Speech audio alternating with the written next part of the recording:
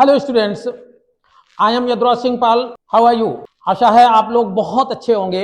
मैं आज से यूपी बोर्ड के वो स्टूडेंट्स जो इंटरमीडिएट क्लास में हैं या जो फर्स्ट ईयर में हैं, जो इंग्लिश ग्रामर की तैयारी कर रहे हैं, उनके लिए मैं आज से इंग्लिश ग्रामर पर बहुत ही इंटरेस्टिंग और बहुत ही इजी भाषा में आपको समझाते हुए कुछ वीडियोज आज से डालना आरंभ कर रहा हूं और आप इसको देखिएगा अंत तक और इसको देखने के बाद अपनी प्रतिक्रिया दीजिएगा, कमेंट दीजिएगा किस तरीके का सुधार आप चाहते हैं।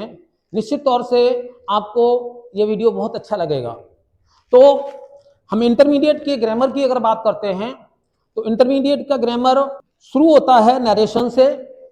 मैं इसमें नरेशन नहीं दे रहा हूं आपको, और नरेशन के बाद दूसरा जो टॉपिक आता है वो आता है सिंथेसिस का। तो सिंथेसिस क्या है, सिंथेसिस किस प्रकार से बनाया जाए, और सिंथेसिस का पूरा चैप्टर बाय चैप्टर मैं सारी जानकारी आपको इसमें दूंगा। तो आज सबसे पहले मैं सिंथेसिस के इंट्रोडक्शन पे आ जाता हूं। सिंथेसिस क्या है इसका थोड़ा सा परिचय आपको मैं देता हूं। ये है सिंथेसिस। क्या है सिंथेसिस? सिंथेसिस का अर्थ होता है, सिंथेसिस का मीनिंग है टू कंबाइन टू और मोर सेंटेंसेस इनटू वन सेंटेंस। दो या दो से अधिक सेंटेंसेस को जोड़ करके एक सेंटेंस बनाना। अब यहां पर प्रश्न ये उठेगा कि दो या दो से अधिक किस प्रकार के सेंटेंसेस और उनको जोड़ करके किस प्रकार का सेंटेंस बनाना। तो सिंथेसिस में दो या दो से अधिक सिंपल सेंटेंसेस को जोड़ करके एक सेंटेंस बनाया जाता है, और वो एक सेंटेंस हमारा सिंपल सेंटेंस भी हो सकता है, वो एक सेंटेंस हमारा कॉम्प्लेक्स सेंटेंस भी हो सकता है, और वो एक सेंटेंस हमारा कंपाउंड सेंटेंस भी हो सकता है। तो इससे पहले कि सिंथेसिस आपको समझाया जाए, आपके समझ में ये आना बहुत जरूरी है कि आखिर ये तीन प्रकार के सेंटेंसेस ये क्या है। कौन से सेंटेंस को हम सिंपल सेंटेंस कहेंगे, कौन से सेंटेंस को हम कॉम्प्लेक्स सेंटेंस कहेंगे, और कौन से सेंटेंस को हम कंपाउंड सेंटेंस कहेंगे। कैसे होंगे उनके स्ट्रक्चर, कैसे पहचानेंगे हम ये सिंपल है, ये कंपाउंड है, ये कॉम्प्लेक्स है। उसके बाद में फिर हम उनकी वेरिएशन पर जाएंगे, उनकी वैरायटी पर जाएंगे कि आखिर सिंपल सेंटेंस कितने प्रकार के हो सकते हैं, कितने प्रकार के सेंटेंस सिंपल बनाए जा सकते हैं दो या दो से अधिक सिंपल सेंटेंसेस को जोड़ करके। और इसी प्रकार से कंपाउंड सेंटेंस अगर हम बना रहे हैं दो या दो से अधिक सिंपल सेंटेंसेस को जोड़ करके, तो कंपाउंड सेंटेंस कितने प्रकार के हो सकते हैं। कॉम्प्लेक्स सेंटेंस बनाने जा रहे हैं तो कॉम्प्लेक्स सेंटेंस कितने प्रकार के होंगे, और फिर वो बनाए किस तरीके से जाएंगे। तो इन सारी चीजों पर हम बात करते हैं आज। तो सिंथेसिस में एक चीज आपकी क्लियर हो गई कि सिंथेसिस का अर्थ है दो या दो से अधिक सिंपल सेंटेंसेस को जोड़कर एक सिंपल सेंटेंस बनाना, दो या दो से अधिक सिंपल सेंटेंसेस को जोड़कर एक कॉम्प्लेक्स सेंटेंस बनाना, दो या दो से अधिक सिंपल सेंटेंसेस को जोड़कर एक कंपाउंड सेंटेंस बनाना। ये तीन चीजें हो गई। अब यहां पर हम आते हैं कि आखिर ये सिंपल सेंटेंस क्या है, कंपाउंड सेंटेंस क्या है, कॉम्प्लेक्स सेंटेंस क्या है। तो इनको मैं पहले क्लियर करता हूं आपका। तो सबसे पहले हम आ जाते हैं सिंपल सेंटेंस। जानने की कोशिश करते हैं what is a simple sentence. Simple sentence है क्या? सिंपल सेंटेंस का मतलब ये नहीं है कोई छोटा सा सेंटेंस है तो वो सिंपल है, बड़ा है तो कॉम्प्लेक्स हो गया, ऐसा नहीं है। सिंपल सेंटेंस छोटा भी हो सकता है, सिंपल सेंटेंस बहुत बड़ा भी हो सकता है। तो पहचान क्या है, कैसे पहचानेंगे आप कि सिंपल सेंटेंस कौन सा है? सिंपल सेंटेंस वह सेंटेंस है जिसमें एक सब्जेक्ट और एक फाइनाइट वर्ब हो, क्योंकि सब्जेक्ट एक होगा और एक फाइनाइट वर्ब होगी। तो ऐसा कोई सेंटेंस है तो वो सिंपल सेंटेंस है। जैसे एग्जांपल के लिए ये राम रीड्स अ बुक, तो ये राम ये क्या हो गया, ये सब्जेक्ट हो गया, और रीड्स क्या हो गया, ये इसका फाइनाइट वर्ब हो गया, राइट। इसको देख लेते हैं, she does not go to school. तो ये सी जो है ये सब्जेक्ट हो गया, और ये डज नॉट गो, इस पूरे को हम मान लेंगे क्योंकि ये डज हमारा ऑक्सिलरी वर्ब है और ये मेन वर्ब है, तो ये हमारा एक वर्ब। तो ये सेंटेंस हमारे सारे के सारे जो है वो सिंपल सेंटेंस हैं। जिनमें एक सब्जेक्ट और एक फाइनाइट वर्ब। अब मैं बार बार ये फाइनाइट वर्ब यूज कर रहा हूं, तो आप ये सोच रहे होंगे अगर ये फाइनाइट वर्ब है तो दूसरा भी वर्ब होता होगा। हाँ, दूसरे वर्ब को मैं आपको यहाँ पे समझाता हूं। इस दृष्टि से वर्ब दो प्रकार के हैं, एक फाइनाइट वर्ब, एक नॉन फाइनाइट वर्ब। अब इनको दोनों को समझना आवश्यक है। जब तक ये नहीं समझ में आ जाते हैं कि फाइनाइट वर्ब कौन सा है, नॉन फाइनाइट वर्ब कौन सा है, तब तक आप सिंपल सेंटेंस को नहीं पहचान पाएंगे। तो इनको मैं क्लियर करता हूं। इसको समझ लीजिएगा पहले कि फाइनाइट वर्ब क्या है।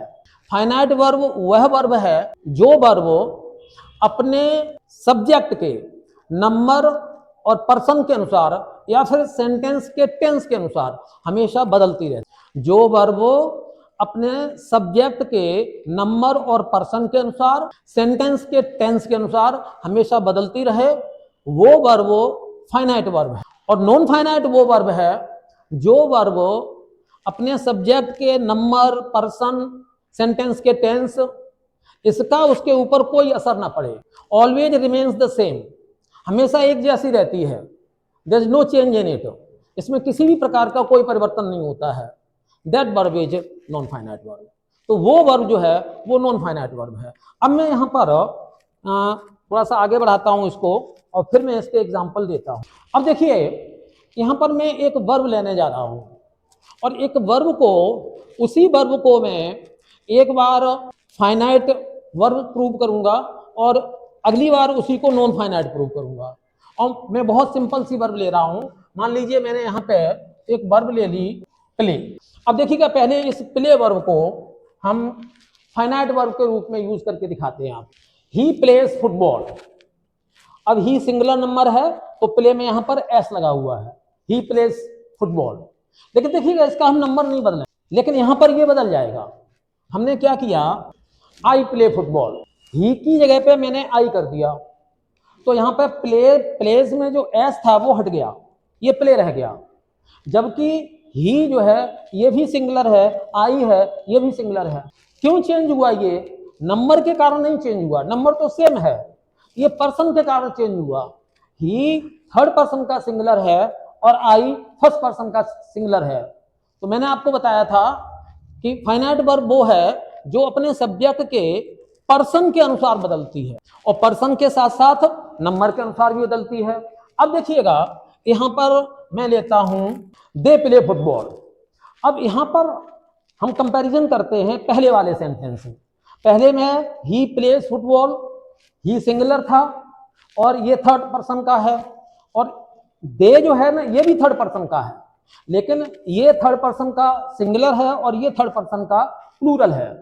तो जैसे ही हमने प्लूरल बनाया तो प्लेज में से एस हट गया। तो अब आपने देखा यहाँ पर कि सब्जेक्ट का नंबर बदलते हैं तो वर्ब बदलता है, सब्जेक्ट का पर्सन बदलते हैं तो वर्ब बदलता है। अब हम ऐसा कर लेते हैं कि इसी सेंटेंस का टेंस बदल के देखते हैं, इसको हम पास्ट टेंस में ले जाते हैं। तो पास्ट टेंस में ले जाते हैं तो इसका होगा ही प्लेड फुटबॉल, तो इसका होगा ही प्लेड फुटबॉल। तो अब आपने देखा कि यहां पर प्ले फाइनाइट वर्ब है। फाइनाइट वर्ब क्यों है? क्योंकि यह अपने सब्जेक्ट के नंबर के अनुसार बदल रहा है, यह अपने सब्जेक्ट के पर्सन के अनुसार बदल रहा है, यह सेंटेंस के टेंस के अनुसार बदल रहा है। किसी भी प्रकार का चेंज हम सब्जेक्ट के नंबर या पर्सन में करते हैं, किसी भी प्रकार का चेंज सेंटेंस के टेंस में करते हैं, वर्ब इज ऑटोमेटिकली चेंज, अपने आप स्वतः ही वर्ब अपने आप बदल जाती है उसके अनुसार। तो जब वर्ब बदलती रहेगी तो इसको हम कहेंगे फाइनाइट वर्ब। अब इसी को हम आगे नॉन फाइनाइट के रूप में आपको प्रूव करते हैं। अब देखिएगा ये वर्ब हमारी वही है प्ले, लेकिन अब देखेंगे यहाँ पर अब ये नहीं बदलेगी। ले लेते हैं he likes to play football, ध्यान देंगे to play, I like to play football, he का आई कर दिया, यहां पर दे कर दिया, they like to play football. अब इसका टेंस चेंज करके देख लेते हैं, they like to play football.